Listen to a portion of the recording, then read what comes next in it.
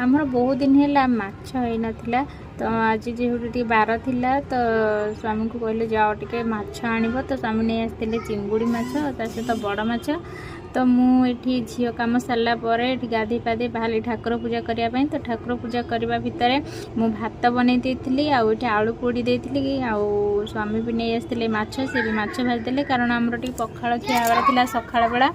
तो एमती खाई सारापर झील को देखो मुझे रेडी कर देती मुंडर बढ़िया से बांधी देती से तार खोलिकी फोपाड़ी दूसरी पुणी ताक बांधी दूसरी पुणी खोलिकी फोपाड़ी दूसरी एमती से करुच्ची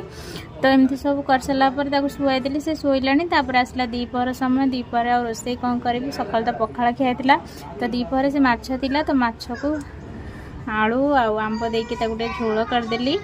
तो ये देखो चिंगुड़ी भी आसला चिंगुड़ी भजा होगी रही राति छेचा हम आउपर पलैगली झील को खुआई देवाई झील गोटे खुआई दे सारापर झील को